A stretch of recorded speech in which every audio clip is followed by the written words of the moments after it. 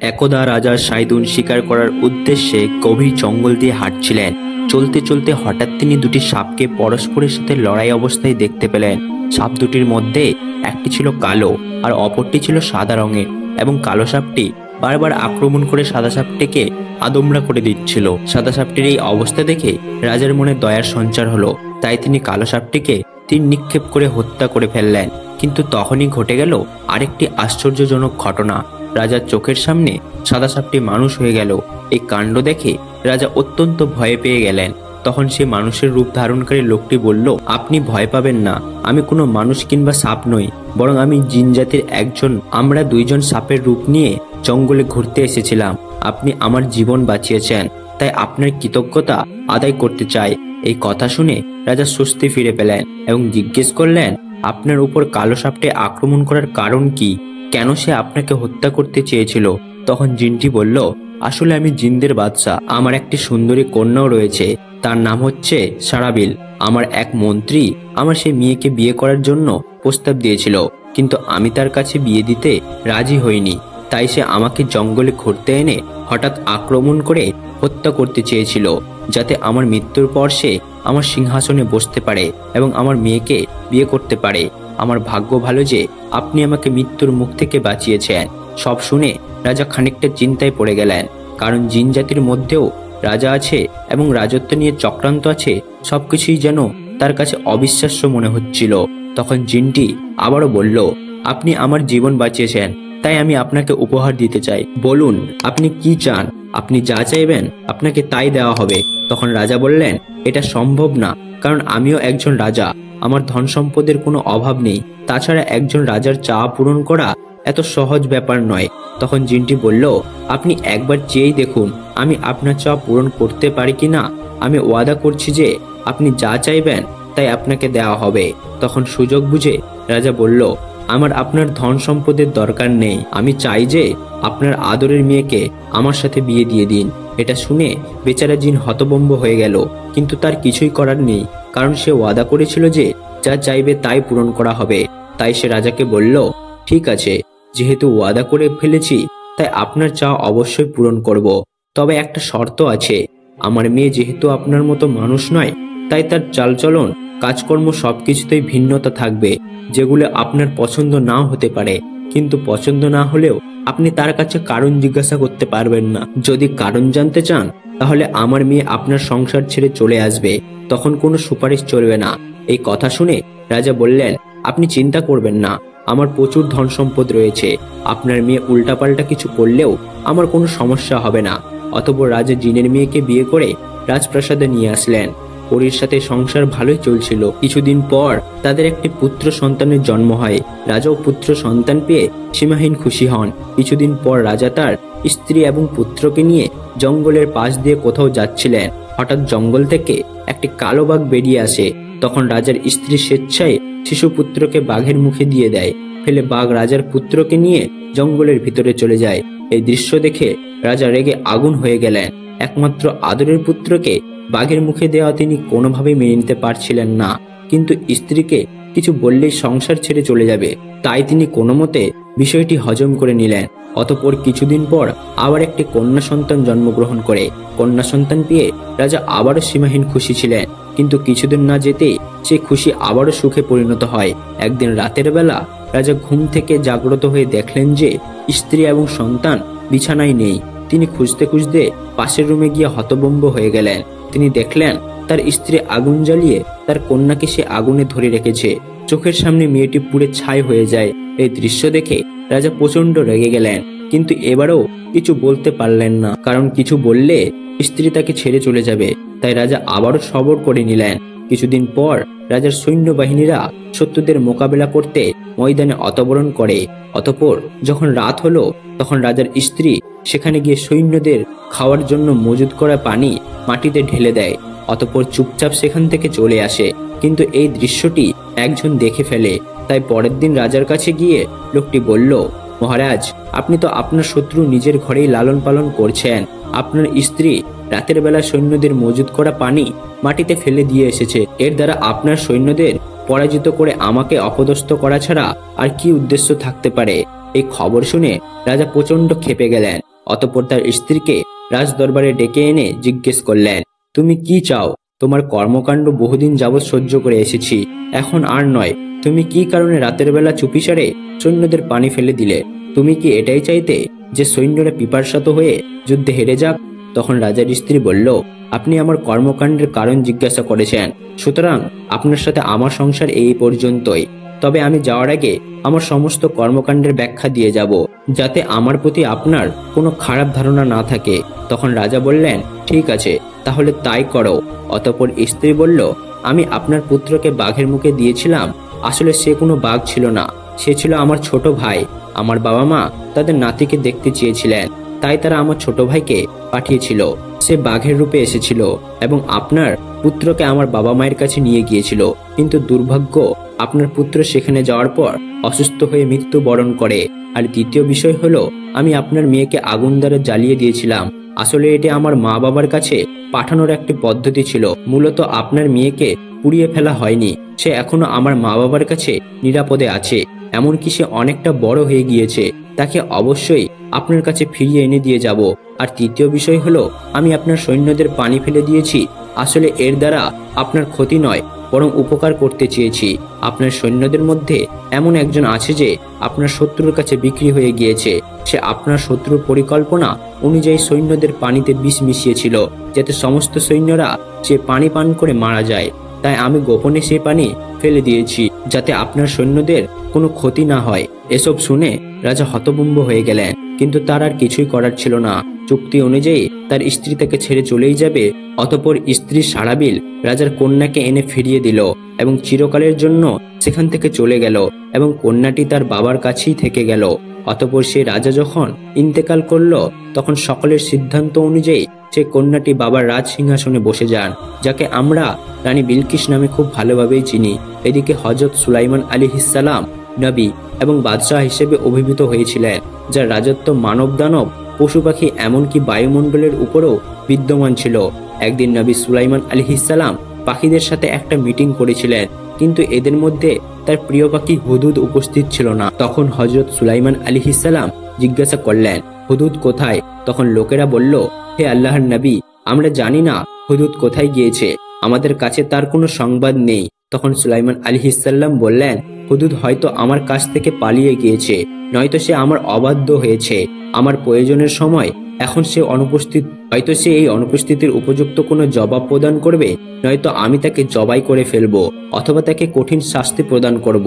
অতঃপর আল্লাহর নবী হযরত সুলাইমান আলাইহিসসালাম একজন জিনকে ডাকলেন এবং বললেন, তুমি যাও, খুঁজে দেখো হুদুদ পাখি কোথায় আছে, তাকে খুঁজে তুমি আমার কাছে নিয়ে আসবে। আল্লাহর নবী হযরত সুলাইমান আলাইহিসসালামের এই আদেশ পেয়ে জিন হুদুদ পাখিকে খোঁজ করার জন্য বেরিয়ে পড়ল।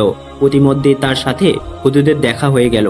তখন জিন হুদুদ পাখিকে বলল, হে ভাই হুদুদ, আল্লাহর নবী সুলাইমান আলাইহিসসালামের প্রয়োজনের সময় তুমি তার কাছে ছিলে না, এজন্য তিনি তোমার প্রতি অত্যন্ত রাগান্বিত হয়েছেন এবং তিনি বলেছেন, তোমার এই অনুপস্থিতির জন্য তুমি হয়তোবা তার কাছে উপযুক্ত কোনো জবাব প্রদান করবে, আর নচেত তিনি তোমাকে জবাই করে দিবেন অথবা কঠিন শাস্তি প্রদান করবেন।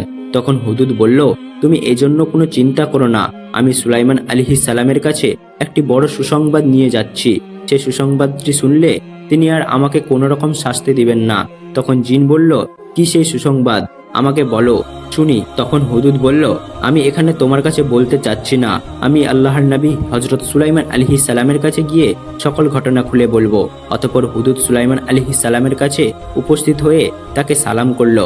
তখন নবী সুলাইমান আলাইহিসসালাম উত্তর দিয়ে বললেন, হে হুদুদ, আমার প্রয়োজনের সময় আমি তোমাকে পাইনি, বলো তুমি কোথায় গিয়েছিলে? তুমি কি আমার অবাধ্য হয়েছিলে নাকি আমার থেকে পালিয়ে গিয়েছিলে? তখন হুদুদ বলল, হে আল্লাহর নবী, আমি আপনার কাছে একটি বড় সুসংবাদ নিয়ে এসেছি, আমি আপনার অবাধ্য হইনি এবং আপনার কাছ থেকে আমি পালিয়েও যাইনি। আল্লাহর নবী হযরত সুলাইমান আলাইহিসসালাম বললেন, তাহলে বলো কি সেই সুসংবাদ নিয়ে এসেছো? তখন হুদুদ বলল, হে আল্লাহর নবী, আপনার রাজ্যের সীমানার বাইরে আমি কিছু সময়ের জন্য গিয়েছিলাম, সেখানে আমি দেখলাম আমার এক জাতি ভাই উড়ে যাচ্ছে। তখন আমি তাকে ডাক দিলাম, আমার আহ্বান শুনে সে আমার কাছে আসলো। আমি বললাম, ভাই তুমি কোথায় যাচ্ছ? সে বলল, আমি রানী বিলকিসের রাজ্যে আমার বাড়িতে যাচ্ছি। আমি তখন তাকে বললাম, রানী বিলকিস আবার কে? সে বলল, তুমি সাইদুন বাদশার মেয়ে রানী বিলকিসকে চেনো না? তিনি হলেন এই বিশ্বের মধ্যে অপূর্ব সুন্দরী একজন নারী, তার রাজ্যের সকল প্রজারা অত্যন্ত সুখে শান্তিতে বসবাস করে। কোনো কিছুরই অভাব সে রাজ্যে নেই। প্রজাদের কোনো অভিযোগ তার প্রতি নেই। তিনি সেই সিংহাসনে বসেন, তা হীরা জহরত এবং মণিমুক্তা খচিত। তিনি যেই মহলে বাস করেন সেই মহলের মধ্যে দ্বিতীয় কোনো মহল পৃথিবীতে আর নেই। সুখ শান্তির প্রভাব প্রতিপত্তি কোনো কিছুরই অভাব তার কাছে নেই। অতঃপর সে আমাকে জিজ্ঞাসা করল, তুমি কোথায় থাকো? আমি বললাম, আমি বাদশাহ সুলাইমানের রাজ্যে থাকি। তিনি হলেন আল্লাহ তাআলার প্রেরিত একজন নবী। তখন সে বলল, সুলাইমানকে? আমি অত্যন্ত আশ্চর্য হয়ে বললাম, তুমি বাদশাহ সুলাইমানকে চিনো না? তার প্রভাব অপ্রতিপত্তি পুরো দুনিয়ায় ছড়িয়ে রয়েছে। তুমি এমন কোন রাজ্যে বসবাস করে যে রাজ্যের বসবাস করার ফলে তুমি বাদশাহ সুলাইমানকে চিনো না? তাহলে তো তোমার সেই রাজ্যটি একবার দেখে আসতে হয়। তখন সে বলল, চলুন ভাই, আমার সঙ্গে গিয়ে সাইদুন বাদশার মেয়েকে এবং দেখে আসবেন তার রাজ্যের প্রভাব এবং প্রতিপত্তি। এরপরও আমরা দুজন মিলে সারা রাজ্যে গমন করলাম।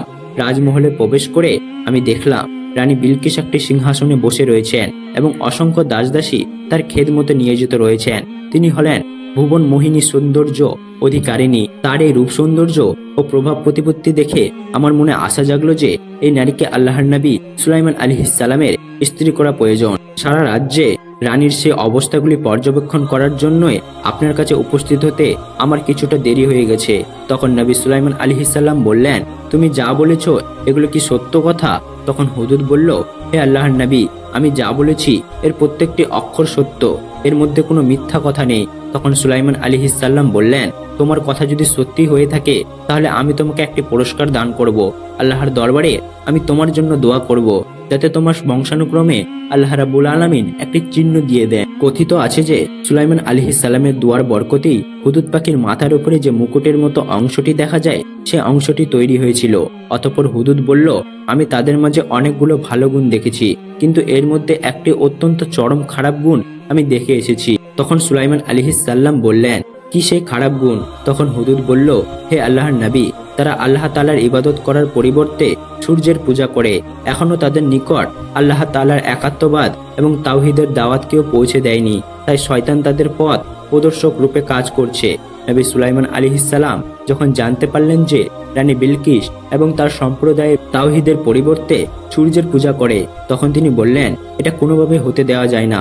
আল্লাহর জমিনে আল্লাহর ইবাদত ব্যতীত কেউ অন্য কোনো কিছুর ইবাদত করবে, এটা মেনে নেওয়া সম্ভব নয়। অতঃপর নবী সুলাইমান আলাইহিস সালাম রানী বিলকিসের উদ্দেশ্যে একটি পত্র লিখলেন। সে পত্রের ভাষাগুলি আল কোরআনের ভাষায় এভাবে বর্ণিত হয়েছে, পরম করুণাময় অসীম দয়ালু আল্লাহ তাআলার নামে শুরু করছি। এই চিঠির আল্লাহর নবী হযরত সুলাইমান আলাইহিস সালামের পক্ষ থেকে রানী বিলকিসের নিকটে প্রেরিত হচ্ছে যে, হে বিলকিস, আমি জানতে পেরেছি আপনারা সূর্যের পূজা করেন। অতএব আমি আপনাদেরকে আহ্বান করছি যে সূর্যের পূজা পরিত্যাগ করে একমাত্র আল্লাহ তাআলার ইবাদত বন্দেগীর দিকে ফিরে আসুন। যদি আপনারা শান্তির পথে ফিরে আসেন তাহলে আপনাদের জান ও মাল হেফাজত থাকবে, আর যদি না করেন তাহলে আপনারা আমার সঙ্গে যুদ্ধ করার প্রস্তুতি গ্রহণ করুন। এই চিঠি লিখে সুলাইমান আলাইহিস সালাম হুদুদ পাখির ঠোঁটে দিয়ে দিলেন এবং তাকে নির্দেশ দিলেন, যাও হুদুদ, তুমি এই চিঠিখানা রানী বিলকিসের নিকট পৌঁছে দাও। নবী সুলাইমান আলাইহিস সালামের আদেশ পেয়ে হুদুদ পাখি সেই চিঠিখানাকে নিয়ে রানী বিলকিসের রাজ্যে চলে আসলো। তখন রানী বিলকিস 7 মহলের অন্দরে ঘুমোচ্ছিলেন। তিনি যে কামরাটিতে তখন বিশ্রাম নিচ্ছিলেন তা ছিল 7টি গেট দ্বারা সুরক্ষিত এবং প্রত্যেকটি গেট ছিল তালাবদ্ধ। হুদুদ পাখি সে গেটগুলি পেরিয়ে আল্লাহর নবী সুলাইমান আলাইহিস সালাম কর্তৃক প্রেরিত সে পত্রটি রানী বিলকিসের বুকের উপর রেখে সেখান থেকে বিদায় গ্রহণ করল। ঘুম থেকে উঠে রানী বিলকিস দেখতে পেলেন তার বুকের উপর একটি পত্র রাখা আছে। তিনি পত্রটি হাতে নিয়ে ভাবতে লাগলেন, এত সুরক্ষিত কামরার মধ্যে কে আমার কাছে এই পত্রটি রেখে গেল? এরপর তিনি পত্রটি পড়তে শুরু করে শেষ পর্যন্ত পাঠ করলেন। পত্রের ভাষা এবং ভাব দেখে রানী বিলকিস অত্যন্ত ভীত সন্ত্রস্ত হয়ে পড়লেন।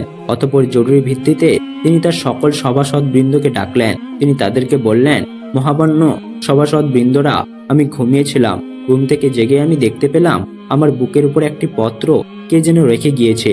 সে পত্র পড়ে আমি দেখলাম এটি আল্লাহর নবী হযরত সুলাইমান আলাইহিস সালামের পক্ষ থেকে এসেছে। পত্রের ভাষা অত্যন্ত ভীতিকর ছিল।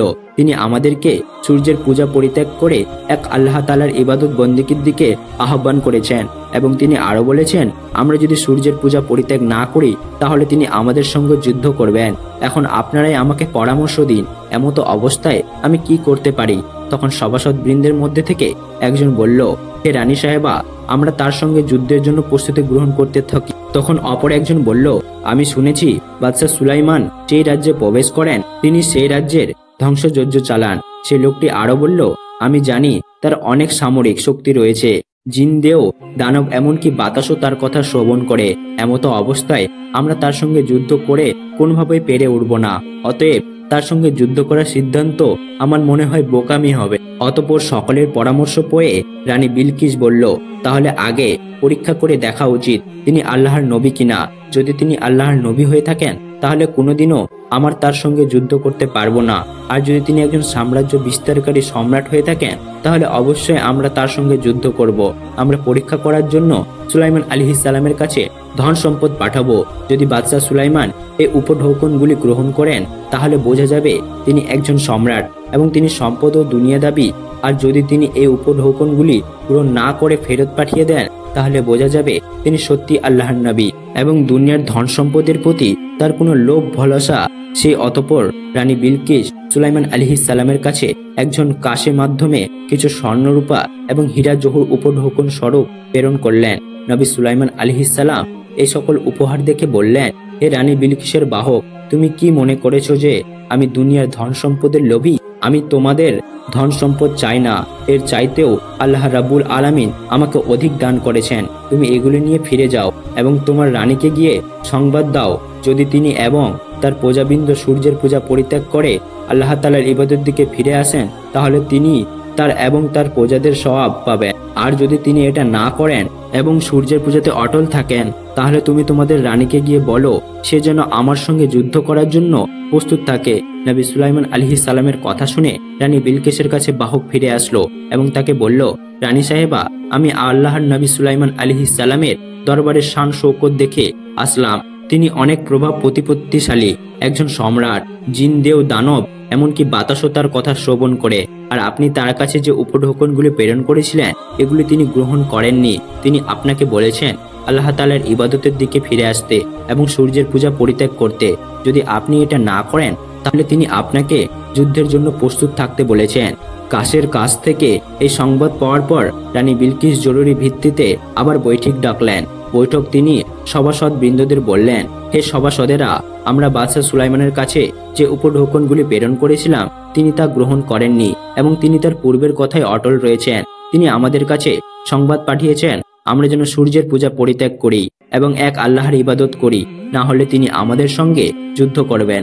তখন সভাসদগণ বলল, যদি এটাই হয়ে থাকে তাহলে চলুন আমরা তার কাছে গিয়ে আত্মসমর্পণ করি।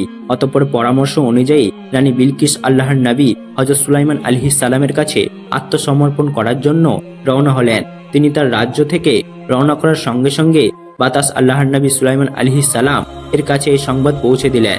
তখন নবী সুলাইমান আলাইহিস সালাম তার সকল সভাসদেরকে লক্ষ্য করে বললেন, আচ্ছা, তোমাদের মধ্যে এমন কে রয়েছে যে রানী বিলকিসের সিংহাসনটি দ্রুত আমার কাছে উপস্থিত করতে পারবে? এই কথা শুনে জিনেরা তার সামনে এসে বলল, হে আল্লাহর নবী, আমার কয়েক ঘন্টার মধ্যেই আপনার কাছে রানী বিলকিসের সিংহাসন উপস্থিত করে দিতে পারবো। তখন নবী সুলাইমান আলাইহিস সালাম বললেন, এত সময় দেওয়া সম্ভব নয়, আরো কম সময়ে উপস্থিত করতে হবে। তখন ইফত নামক একজন জিন বলল, হে আল্লাহর নবী, আপনার সিংহাসন থেকে উঠতে এবং বসতে যেই পরিমাণ সময় প্রয়োজন হয় এই পরিমাণ সময়ের মধ্যে আমি রানী বিলকিসের সিংহাসন আপনার কাছে উপস্থিত করে দিব। তখন সুলাইমান আলাইহিস সালাম বললেন, এর চাইতেও দ্রুত কেউ কি রানী বিলকিসের সিংহাসন আমার কাছে উপস্থিত করে দিতে পারবে? তখন নবী সুলাইমান আলাইহিস সালামের দরবারে থাকা একজন দরবেশ দাঁড়িয়ে গেলেন, যার নাম ছিল আসিফ ইবনে বরখিয়া। সে বলল, হে আল্লাহর নবী, চোখের পলকে আমি আপনার কাছে রানী বিলকিসের সিংহাসন উপস্থিত করে দিতে পারবো। তখন নবী সুলাইমান আলাইহিস সালাম তাকে বললেন, হ্যাঁ, তুমি তাহলে রানী বিলকিসের সিংহাসন উপস্থিত করো। আল্লাহর নবী সুলাইমান আলাইহিস সালামের আদেশ পাওয়ার সঙ্গে সঙ্গে আসিফ ইবনে বরখিয়া চোখের পলকে রানী বিলকিসের সিংহাসন সুলাইমান আলাইহিস সালামের কাছে উপস্থিত করে দিলেন। অতঃপর সুলাইমান আলাইহিস সালাম নির্দেশ দিলেন, তোমরা রানী বিলকিসের সিংহাসনে কিছুটা পরিবর্তন করো। তখন নবী সুলাইমান আলাইহিস সালামের নির্দেশ তার সিংহাসনে কিছুটা পরিবর্তন আনা হলো। কিছুক্ষণের মধ্যেই রানী বিলকিস আল্লাহর নবী সুলাইমান আলাইহিস সালামের দরবারে হাজির হয়ে গেলেন। রানী বিলকিসের রাজমহলে প্রবেশ পথে দেখতে পেলেন একটি পুকুর। অতঃপর সেই পুকুরটি পার হওয়ার জন্য তিনি তার পায়ের কাপড়টা কিছুটা উপরে উঠালেন। পায়ের কাপড় উপরে ওঠানোর কারণ নবী সুলাইমান আলাইহিস সালাম দূর থেকে দেখতে পেলেন আসলে রানী বিলকিসের শরীরে কোনো পশম নেই। রানী বিলকিসের শরীরের পশমের ব্যাপারে যে তথ্য ছিল তা ছিল একটি ভুল তথ্য। অতঃপর রানী বিলকিস আল্লাহর নবী সুলাইমান আলাইহিস সালামের কাছে উপস্থিত হলেন। তিনি দেখলেন আল্লাহর নবী সুলাইমান আলাইহিস সালামের পাশে একটি সিংহাসন রাখা আছে। সিংহাসনটির দিকে এক দৃষ্টিতে রানী বিলকিস তাকিয়ে রইলেন। তখন নবী সুলাইমান আলাইহিস সালাম বললেন, আপনি কি এটি চিনতে পেরেছেন? তখন রানী বিলকিস বললেন, এটি আমার খুবই চেনা চেনা লাগছে, মনে হয় যেন এটি আমারই সিংহাসন। পরিবর্তন আনার পরেও রানী বিলকিস সিংহাসনটি চিনতে পেরেছিল। আর এর মাধ্যমে আল্লাহর নবী সুলাইমান আলাইহিস সালাম বুঝতে পারলেন যে রানী বিলকিস একজন বুদ্ধিমতী নারী। অতঃপর রানী বিলকিস সুলাইমান আলাইহিস সালামের পাশে উপবেশন করলেন। তখন নবী সুলাইমান আলাইহিস সালাম তাকে ইসলামের দাওয়াত দিলেন। আল্লাহর নবী সুলাইমান আলাইহিস সালামের কাছ থেকে ইসলামের দাওয়াত পেয়ে রানী বিলকিস বললেন, হে আল্লাহর নবী, আল্লাহর একাত্মবাদের উপর বিশ্বাস করার জন্যই আমি আপনার কাছে এসেছি। আজ থেকে আমরা সূর্য পূজা ছেড়ে দিয়ে একমাত্র আল্লাহ তাআলার ইবাদত করব। এরপর রানী বিলকিস আল্লাহর নবী হযরত সুলাইমান আলাইহিস সালামের কাছে কলেমা পাঠ করলেন। প্রিয় বন্ধুরা, ভিডিওটিকে ভালো লাগলে একটি লাইক ও শেয়ার অবশ্যই করবেন এবং আপনারা একটি কমেন্ট করে ভালোবাসা বিস্তার করতে পারেন। খোদা হাফেজ।